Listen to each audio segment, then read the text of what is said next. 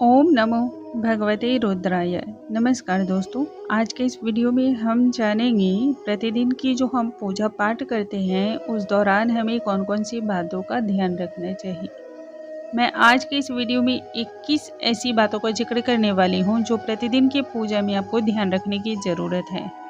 यदि यह आप करते हैं तो माना जाता है इससे घर में माँ अन्नपूर्णा का वास होता है, लक्ष्मी की प्राप्ति होती है और सुख समृद्धि जो है आपके घर में सदैव वास करती है। वैसे तो प्रतिदिन हर कोई पूजा करता है और घर में पूजा पाठ से ही जो है ना प्रतिदिन की शुरुआतें भी होती आती है। यह परंपरा बहुत ही पुराने समय से चलती आ रही है और आज भी बड़ी संख्या में लोग इसी परंपरा का अनुसरण भी करते आए हैं। हम प्रतिदिन जो है पुराने समय से ही ऐसी क्रियाओं को, ऐसी परंपराओं को देखते भी आते हैं, चाहे फिर वो हमारी दादियाँ हों, नानी हों या फिर हमारे ताई चाचा चाची जो भी हों, हमने उन्हें भी इसी परंपरा का अनुसरण करते देखा है। लेकिन आज के इस वीडियो में हम जानेंगे पूजा का सबसे ज़्यादा फल, शुभ फल किस प्रकार से आप प्राप्त कर सकते हैं। कई बार ऐसा होता है कि हम पूजा पाठ तो करते हैं लेकिन जितने पुण्यों की, जितने फलों की हमें प्राप्ति होनी चाहिए उतनी नहीं हो पाती है। तो इस दौरान होने वाली गलतियों पे यदि हम लगाम रखेंगे तो फिर इस तरह आपको परेशान नहीं होना पड़ेगा और पूर्ण फल की प्राप्ति होती है, शुभ फल आपको प्राप्त होते हैं। आइए वीडियो को हम स्टार्ट करते हैं। नमस्कार दोस्तों, कैसे हैं आप सभी। उम्मीद करती हूँ आप सभी स्वस्थ होंगे, सुरक्षित होंगे और आप सभी के उत्तम भविष्य की कामना करते हुए आज का ये वीडियो स्टार्ट करती हूँ। दोस्तों, जैसा कि हम सभी जानते हैं कि पूजा पाठ तो सभी करते हैं लेकिन फिर भी उनसे मिलने वाले जो फल होते हैं वो पूर्ण तरीके से प्राप्त नहीं होते हैं। ऐसे में हमारे से ऐसी कौन सी गलती होती है जो नहीं होनी चाहिए और इसे हमें ध्यान भी रखना चाहिए। किसी भी चीज़ को यदि सही तरीके से आप करते हैं तो उससे मिलने वाले फल जो होते हैं वो संपूर्ण माने जाते हैं। और प्रतिदिन की पूजा में कई ऐसे लोग हैं जो इन चीज़ों को नहीं जानते हैं। सबसे पहला नियम है कि जब आप प्रतिदिन की पूजा करने जाते हो तो सबसे पहला भगवान सूर्य को अर्घ्य देने का नियम है। फिर वो चाहे आप किसी भी देवी देवता की पूजा करते हो। देखिए, हमारे शास्त्रों में तो विधान ये बताया गया है कि सर्वप्रथम भगवान श्री गणेश को पूजा हमें करनी चाहिए। यह सही भी है। उन सब में सबसे बड़ा सत्य भी यह है कि भगवान सूर्य को अर्घ्य देने के साथ ही पूजा की परंपरा जो है, पूजा की शुरुआत जो है वह शुरू होती है। सर्वप्रथम भगवान श्री सूर्यदेव को जो है हमें अर्घ्य देना चाहिए क्योंकि वो हमारे प्रत्यक्ष देवता माने जाते हैं। यदि आप भी हिंदू शास्त्रों पर विश्वास रखते हो तो आपको भी यह बात पता होगा कि पूरे भारत देश में छठ का महापर्व मनाया जाता है जो कि सूर्य की उपासना की जाती है। और सूर्य चूंकि प्रत्यक्ष देवता माने जाते हैं इसलिए उनकी उपासना का बहुत अधिक महत्व होता है। भगवान श्री राम ने भी भगवान सूर्य की उपासना के नियम के तहत बताया है। सर्वप्रथम भगवान सूर्य की आराधना करनी चाहिए, भगवान सूर्य को अर्घ्य देना चाहिए, उसके बाद ही किसी अन्य देवी देवताओं की पूजा अर्चना करने का विधान है। अब जानते हैं दूसरा नियम। प्रत्येक दिन जो हम पूजा पाठ करते हैं उसमें पंच देवी देवताओं की पूजा करने का विधान है। फिर आप अन्य देवी देवताओं का यदि करते हैं तो जरूर करें, लेकिन पंच देवी देवताओं जो कहलाते हैं उनकी पूजा जरूर करनी चाहिए अनिवार्य रूप से। ये पंच देवी देवताओं में भगवान सूर्य, गणेश, माँ दुर्गा, भगवान शिव और विष्णु देव हैं। इन्हें पंच देव कहा जाता है और प्रतिदिन पूजा करते समय इन पंच देवी देवताओं का ध्यान भी करना चाहिए। कहते हैं इससे लक्ष्मी की भी प्राप्ति होती है और सुख समृद्धि भी घर में हमेशा के लिए वास करती है। माँ दुर्गा को दुर्वा बिल्कुल भी नहीं चढ़ानी चाहिए। भगवान श्री गणेश को जैसे दुर्वा अनिवार्य रूप से चढ़ाई जाती है लेकिन माँ दुर्गा को जो है दुर्वा नहीं चढ़ाई जाती है।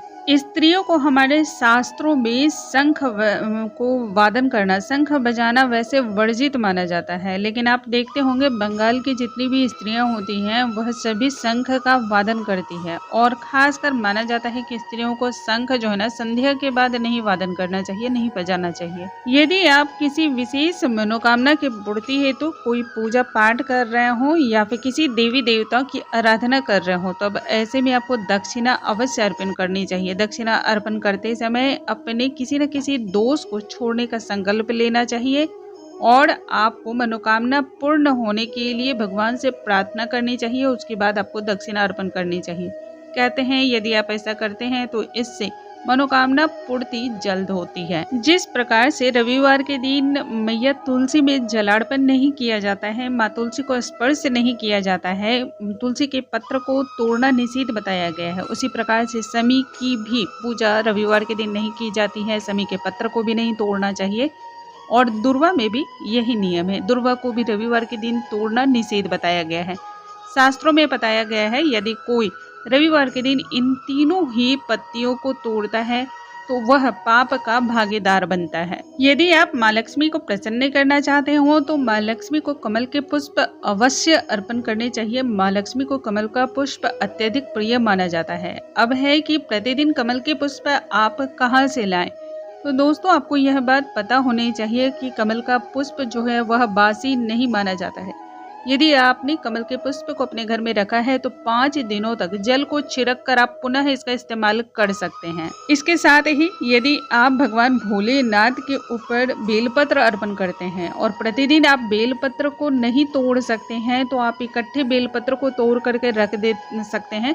5 दिनों तक बेलपत्र भी बासी नहीं माने जाते हैं। बेलपत्र को आप इकट्ठे तोड़ करके रख सकते हैं और शिवलिंग पर अर्पण कर सकते हैं। इसी प्रकार से तुलसी के दल को भी बासी नहीं माना जाता है। तुलसी का दल भी आप 5 दिनों तक इस्तेमाल कर सकते हैं, तोड़ करके आप उसको रख सकते हैं, किसी भी प्रकार से वो भी बासी नहीं मानी जाती है। तो ये 3 चीजें ऐसी हैं जिन्हें आप 5 दिनों तक तोड़ करके रख सकते हैं और इसका इस्तेमाल कर सकते हैं।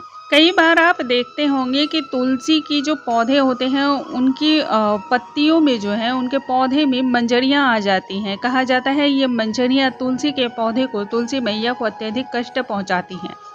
यदि आप जैसे ही मंजरी आती है मंजरी हटा देते हैं तो तुलसी मैया इन पीड़ाओं से मुक्ति पा जाती है और जो भी व्यक्ति उन मंजरियों को हटाता है मैया तुलसी की विशेष कृपा उस व्यक्ति पर होती है। आमतौर पर प्रतिदिन हम भगवान की जब पूजा अर्चना करते हैं तब भगवान को हम पुष्प भी अर्पण करते हैं और कई बार ऐसा आप देखते भी होंगे कि अपने हाथों में ही हम पुष्प रख कर और भगवान को हाथों से अर्पण करते हैं, लेकिन शास्त्रों में ऐसा करना निषेध बताया गया है। भगवान पर पुष्प चढ़ाने के लिए किसी न किसी पात्र का इस्तेमाल करना चाहिए और पात्रों से ही पुष्पों को उठाकर देवी देवताओं को अर्पण करने का विधान बताया गया है। भगवान को जब भी आप पुष्प अर्पण करें तो उस समय आपको उंगलियों का विशेष तौर पे ध्यान रखना बहुत ही आवश्यक माना जाता है। जब आप भगवान को पुष्प अर्पण करें उस समय अनामिका, मध्यमा और अंगूठे ये 3 उंगलियों के इस्तेमाल से ही भगवान को पुष्प अर्पण किया जाता है।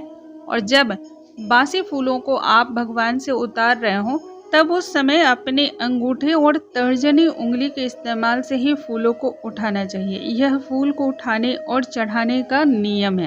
प्रतिदिन पूजा की शुरुआत जो हम करते हैं वह करते हैं दीपक को प्रज्वलित करके। यदि आपने दीपक का पूजन नहीं किया है तो फिर दीपक प्रज्वलित करने के बाद भी पूर्ण फल आपको प्रदान नहीं होती है। तो इस प्रकार से आपकी पूजा पूर्ण नहीं होती है।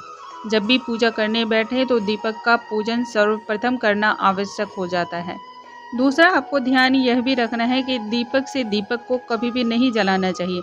यदि किसी भी व्यक्ति को आप ऐसा करते देखें तो तुरंत रोके। माना जाता है कि इससे दरिद्रता का वास होता है और घर में बीमारी वगैरह भी बहुत ज़्यादा बढ़ती है। हमारे शास्त्रों में पीपल के वृक्ष की पूजा को सर्वाधिक महत्व दिया गया है। पीपल के वृक्ष में सभी देवी देवताओं का वास माना जाता है, लेकिन यह बात आपको पता होनी चाहिए कि बुधवार और रविवार के दिन पीपल के वृक्ष की पूजा नहीं करनी चाहिए, खासकर जल नहीं अर्पण करना चाहिए।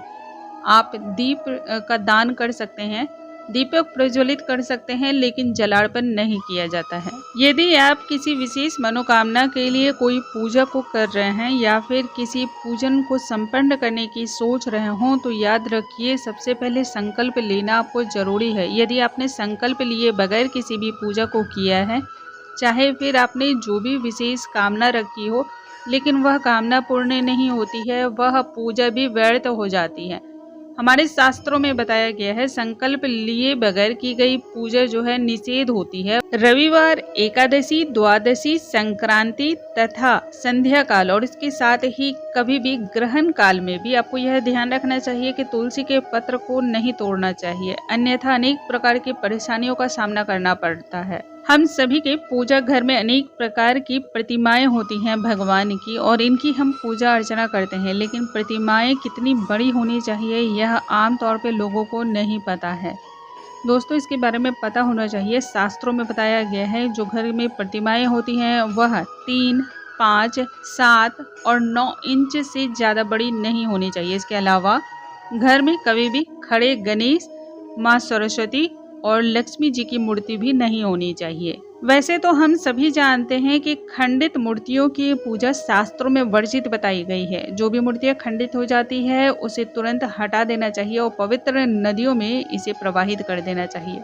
यह अशुभ मानी जाती है यदि आप इस दौरान किसी भी देवी देवता की पूजा करते हैं। एकमात्र शिवलिंग को इन सभी से अलग माना जाता है। यदि शिवलिंग खंडित भी हो जाती है तब भी आप शिवलिंग की पूजा कर सकते हैं। किसी भी अवस्था में शिवलिंग खंडित नहीं माना जाता है, ना ही खंडित शिवलिंग की पूजा करने से कोई दोष लगता है। पूजा में हम किसी न किसी आसन का प्रयोग करते हैं। यदि आप आसन के प्रयोग किए बिना पूजा करते हैं तो आज से ही यह बंद कर दें, वरना माना जाता है आपके शरीर में जो ऊर्जाएं प्रवेश करती हैं, जो सात्विक ऊर्जाओं का उस समय माहौल क्रिएट हो जाता है ना, वह सभी धरती में समा जाती हैं। तो इन ऊर्जाओं को अपने शरीर में ही बना रहने देना चाहिए। इसके लिए आपको किसी न किसी आसन का प्रयोग जरूर करना चाहिए।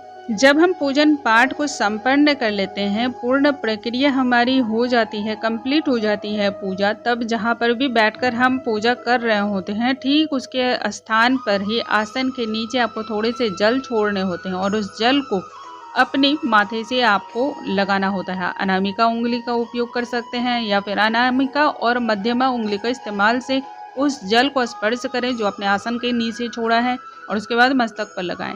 ऐसा करने से माना जाता है आपने जो पूजा पाठ किया है, जो जाप किया है, उन सभी से मिलने वाले जो फल हैं वो चोरी नहीं किए जाते हैं। वरना माना जाता है कि जो भी आपकी पूजा पाठ से मिलने वाले पुण्य होते हैं और फल होते हैं वह सभी भगवान इंद्र जो है वो चुरा लेते हैं। पूजन प्रक्रिया जब आपकी समाप्त हो जाती है तब एक ही स्थान पे जहाँ पर आपने पूजन किया है उसी स्थान पर खड़े होकर के 4 परिक्रमाएं अवश्य करनी चाहिए। यह पूजा की पूर्णता को दर्शाता है और उस जगह पर जितनी भी शुद्ध और बहुत ही ऊर्जावान जो ऊर्जाएं मौजूद होती है वह सभी आपके शरीर के द्वारा अवशोषित कर ली जाती है।